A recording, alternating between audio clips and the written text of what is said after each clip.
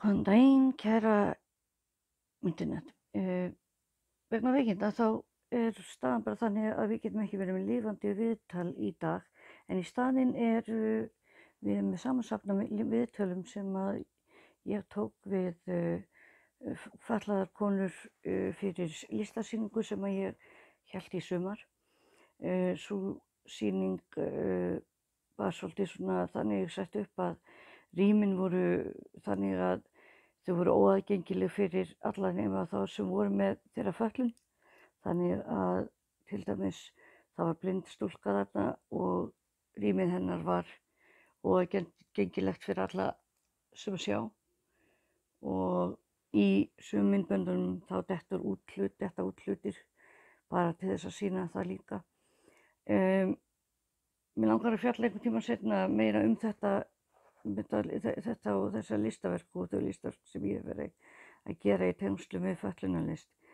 En það sem kannski magnaðist við þessi viðtöl það að ég tók þau með það í huga að stúlkurnar gætu talað sjálfan sig fyrir utan fötlunina. Semst áhugamál og hvaða matur þeim finnst skemmtilegur og svona þessi spjall sem maður á við fólk þegar maður orðin vinur þeirra. En í sumum tilfellum þá voru þær orðnar það fastar í því að þurfa alltaf að vera málsfarar fyrir sjálfan sig og sína hluti að viðtölum voru samt sem áður nánast bara það. En að öðru leyti þá þetta mjög áhugaverð 4 viðtöl við virkar fatlaðar manneskjur í Reykjavík og ég vona að þið hafi ánægju af. Ég heiti Freyja Haraldsdóttir og ég er 33 ára. Ég bý í Hafnarfirði og ég menntaður kynjafræðingur og þroskaþjálfi. Ég er núna að starfa sem háskólakennari í Háskóla Íslands og svo er ég doktorsnemi í uppeldis- og menntunarfræði. Þar sem ég er að fara að rannsaka reynslu fatlaðra og langveikra mæðra. Þegar ég er bara ekki að vinna og ekki í einhverjum aktivisma sem sumir halda að ég sé það sem ég sé að eina sem ég geri.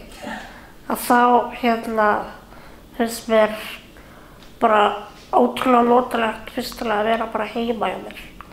Ég flutti íbúðina mína í fyrra og hef notað þess alveg ótrúlega vel að búa til mitt heimili sem er þægilegt og aðgengilegt fyrir mig og er staður sem að fólki finnst gott að koma. Ég elska að lesa og bæði bara mér til dagræstingar og bara sem skemmtun og líka til að fá hvatningu og innblástur og ef ég er þreytt eða reið eða leið eða eitthvað þá finnst mér ótrúlega gott að lesa og þá bara ólíka hluti. En ég held mér finnst skemmtilegast að lesa sjálfsævisögur. Ég hef mikið áhuga á fólki og hvernig fólk hugsar og akkur það gerir það sem það gerir. Svo er ég bara, mér finnst líka alveg ótrúlega gott að vera úti. Ég elska bara að fara í göngutúra og vera úti í náttúrunni. Mér finnst best að vera við sjóinn, þar líður mér ótrúlega vel og ég er ótrúlega þakklátt til þess að hafa smá útsýni yfir sjóinn hérna heima. Og svo á fjölskylda mín 2 hunda sem að ég bara nýtast mjög mikið að vera með þessu. Ég var rúmlega 20 þegar við fengum eldri hundinn. Hún heitir Nala og er labrador. Og mér finnst eiginlega svona fátt meira róandi en að fara bara og sækja hana heim til foreldra minna og annaðhvort stilinn heim til mín eða fara bara með göngutúr. Því hún gerir engar kröfur til mín aðrar en bara að vera góð við sig og gefa sér að borða og fara með sér að labba. Hún er ekki með fordóma eða spyrkrefandi spurningar eða eitt, hún bara og það er svo ótrúlega gott. Svo bara er ég líka bara mjög félagslynd þó mér finnst gott að vera ein. Ég á ótrúlega mikið af góðum vinum úr ólíkum áttum sem er svolítið skemmtilegt og náttúrulega yndislega fjölskyldu. Þannig að mér finnst líka bara rosalega gott og gaman að vera í kringum fólkið mitt. Og ekkert endilega eitthvað að þurfa að vera að gera eitthvað rosa mikið eða þú veist, meira bara samveran og nándin og samtölin og stundum bara sitja bara í þögninni og vera bara saman. Það er líka rosa gott. Og svo er líka rosa mikið barnakona. Mér finnst börn mjög skemmtilega fullorðið fólk. Og ég einhvern veginn, já, það er eiginlega svolítið svona, það finnst mjög mörgum skrítið en þegar ég er þreytt þá finnst mér rosa gott að fara og ræna einhverju barni sem ég þekki og fá að passa það eitthvað stund eða bara vera með því. Og svo finnst það eitthvað skrítið að það sé eitthvað svona hvíld. En mér finnst það bara eina besta hvíldan, það er að vera í kringum börn. Þau eru bæði eitthvað sem ekki bara í núinu og þá fæ ég bara, þú veist, byggja lest eða leika kanínumömmu eða lesa bók eða svara skrýtnum spurningum eða, þú veist, baka köku eða bara eitthvað. Og mér finnst það svo ótrúlega gott og þau eru líka svo, ég held að það sé svona eina fái hópanum í samfélaginu sem einhvern veginn bæði taka mér bara nákvæmlega eins og ég en þau eru líka, þú veist, óhræddir að gera sömu kröfur til mín og þau vildu gera til ófatlaðs fólks til dæmis. Þau eru bara mjög hypnupreg á mína athygli og ég geri það fyrir þau sem þau vilja og það er svo góð tilfinning líka. Þau eru ekki feimin eða vandræðaleg eða kjánaleg í kringum minn margbreytileika. Þannig að mér finnst þau ótrúlega skemmtilega, yfirleitt. Ég held að svona eitt af því mikilvægasta sem hefur komið fyrir í mínu lífi er að þegar ég fékk Nóbelsstiga persónulega aðstoð þá var ég 21 árs og ég var búin að vera að berjast ég var 22 ára. Ég var búin að vera að berjast í 4 ár, þetta var 7 ára baráttu í heildina fyrir að fá aðstoð allan sólarhringinn. Og þetta var svo mikil barátta því fólk einhvern veginn og þannig er það ennþá í dag fyrir fatlað fólk að það er einhvern veginn álitið að sig að ræða eitthvað svona kostnaðarsamt fyrirbæri og þetta sé miklu dýrara þjónustu fyrirkomulag heldur en að loka okkur inn á stofnunum eða láta aðstandendur það að aðstoða okkur og styðja. Og það var einhvern veginn svo fráleitt fyrir mér af því þegar ég fékk þessa aðstoð þá varði ég hægt rólega frjáls. Og það sem ég meina með frjáls er bara frelsi sem ég meina kannski bara fyrst og fremst frelsi til að vera ég sjálf. Inn í það, þú veist, fellir að læra það sem maður vill læra, vinna við það sem maður vill vinna, klæða sig eins og maður vill klæða sig, mála sig eins og ég vil mála mig og þegar ég vil, skapa heimili sem að ég vil, þú veist, hafa með eitthvað tilteknum hætti. Allir þessi þættir væru ekki mögulegir fyrir mig nema af því að ég er með NPA. Og það sem fólk kannski áttar sig ekki á þegar það er að þusa hvað þetta er nú dýrt og mikil kröfuharka og mikil brekja er að sko númer 1 að þá númer 1 er rauninni bara sko með því að ég fá mín aðstoð að það frelsar ekki bara mig heldur þá sem að þurfti að aðstoða mig áður. Þannig að síðan ég með mín aðstoð þá er bæði ég sjálf búin að geta fara út af vinnumarkaðinn og unnið fulla vinnu og ég líka geta mennta mig og eignast mitt heimili og vera virkari neytandi til dæmis í samfélaginu heldur en að ég hefði verið væri ég ekki með aðstoð. En líka mamma mín. Mamma mín, hún er menntaður blómáskreytingameistari og alveg þangað til ég fekk aðstoð þá hafði hún eiginlega ekki getað unnið neitt síðan ég fæddist. Þannig að hún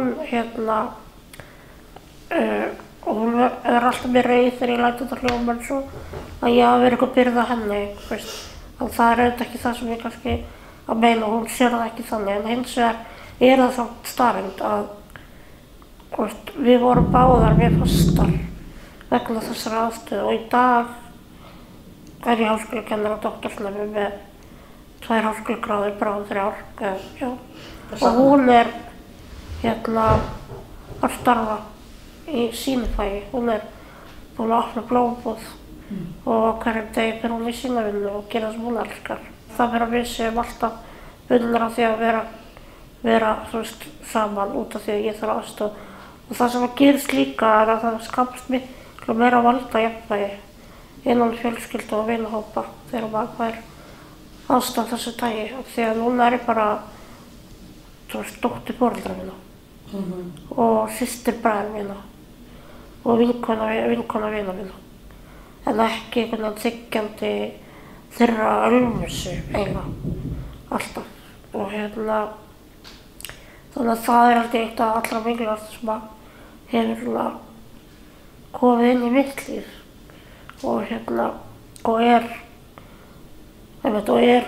þó svo að þetta ekki snúast fjármagn og þetta ekki snúast það hvað dýrara og ódýrara. Það held ég að við ættum öll að sjá það ef við horfum á heildarmyndina og horfum líka fram í tímann. Það er alltaf bara að vera samfélag að fólk sé frjálst, að fólk sé ekki að upplifa misrétti, að fólk sé ekki í aðstæðum þar sem valdaójafnvægi. Af því það ýtir undir ofbeldi og einangrun og veikindi. Það að gera fötluðu fólki ekki kleift að lifa sjálfstæðu lífi, það að veita ekki NPA eða nótast til persónulega aðstoð. Það að náttúrulega gera að verkum á samfélagi að byrja misvið stóran hópa hæfileikaríku og mikilvægu fólki. Algjörlega. Og það byrja misvið reynslu okkar og þekkingu alls konar hugverk sem við hefðum annars geta komið á framfæri. Já, mér finnst ótrúlega gaman að ferðast. Ég með smá einhvern ferðanjálg. Mér finnst ég verð mjög þreytt á að vera á sama stað lengi. Og ég finn alveg þegar ég er búin að vera á Íslandi í ákveðinn tíma, það bara jæja. Nú þarf ég bara að fara eitthvað. Ég þarf ekki að fara eitthvað mjög langt, en ég þarf að fara eitthvað. Og það sem finnst gott að ferðast alltaf bara að fjarlægja mig svolítið frá mínu kannski umhverfi og baráttustarfi og ekki því það sé eitthvað neikvætt en slæmt, heldur bara að það er rosa mikið vinna og rosa mikið álag og ég á rosa erfitt með að segja nei og svoleiðis. Þannig að þegar ég er farin þá get ég ekki gert neitt, þá ég bara að vera annars staðar. Og mér finnst alltaf bara ótrúlega gaman að sjá nýja staði og kynnast nýju fólki, borða góðan mat, fara í svefn og líka upplifa kannski náttúru í öðrum löndum líka, vera úti og það er eitthvað svo mikið svo frelsi. Ég búið til dæmis skiptinemi fyrir nokkrum árum til Manchester í Englandi þar sem ég var í 7 mánuði og það var bara geggjað. Og það var eitthvað svo ótrúlega frelsandi að vera bara einhver og enginn vissi eitthvað sérstaklega líka hvað ég var að gera, hver ég var og ég gæti bara að fara á ráðstefnur og sagt ekki neitt. Ég hafði ekki einhvern veginn skyldu til þess að einhvern veginn standa í alls konar hlutum sem að manni finnst bara oft að hafa skyldu til Þannig að það var ótrúlega gaman. En líka bara einhvern veginn af því að það var meira frítími og meira frelsi og kannski minni skyldur að þá líka bara var ég ótrúlega dugleg að vera í leikhús og tónleika og að ferðast þar og fá með einn af mínum bestu vinkonum Emblu og við bjuggum saman í Manchester og þetta var bara svo ótrúlega frábært tími og ég er svo þakklát fyrir hann af því að svolítið náði að finna að maður þarf alltaf að hafa eitthvað jafnvægi og það er kannski líka það að fólk gengur svolítið út frá því að þegar maður er til dæmis aktivisti að það bara sofi maður með mótmælaskilti upp í rúmi. Það er ekki þannig, ég er margt annað líka, ég er ekki alltaf brjálað að freyja sem er reiður út í allt og allt heldur bara yfirleitt ekki. Og þegar maður kemst svo í burtu eins og þarna fann ég svolítið einhvern veginn friðinn og rýmið til að fá að vera eitthvað meira heldur en kannski sem aðrir skilgreina og það var rosa gott.